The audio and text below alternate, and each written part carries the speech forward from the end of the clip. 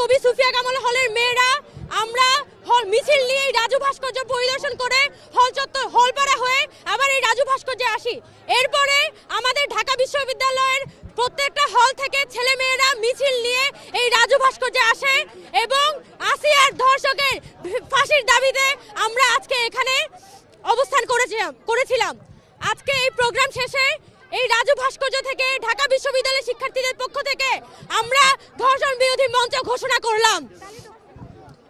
আগামীকালকে সন্ধ্যা 7:30টায় আসিয়ার ধর্ষকদের ফাঁসির দাবিতে এবং বিশেষ ট্রাইব্যুনাল গঠন করে প্রত্যেকটা ধর্ষণের বিচারের দাবিতে আমরা পুনরায় মশাল মিছিল করব এই রাজু ভাস্কর্য থেকে।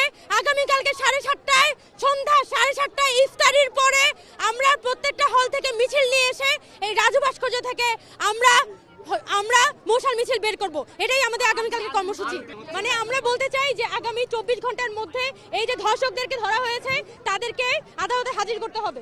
আইন শৃঙ্খলার অবনতির কারণে গণ অভ্যুত্থানের পরপরই আমাদের খুন, ধর্ষণ, ছিনতাই সহ রাস্তায় আমরা কোনোভাবেই নিরাপদ ফিল করছি না এবং আইন শৃঙ্খলার অবনতি এবং স্বরাষ্ট্র উপদেষ্টার যেই দায়সারা কাজের কারণে আমরা আজকে রাস্তায় নিরাপদ না। এত বড় একটা গণ অভ্যুত্থানের পরেও গণ অভ্যুত্থানের স্টেক ধরা একটা ইন্টারিম গভর্নমেন্ট যারা হচ্ছে ছাত্র জনতার ম্যান্ডেট নিয়ে সরকার ক্ষমতায় বসছে, সেই ক্ষমতায় বসায়ও কেন আমরা আমাদের দাবি রাস্তা নেমে আদায় করতে হয়।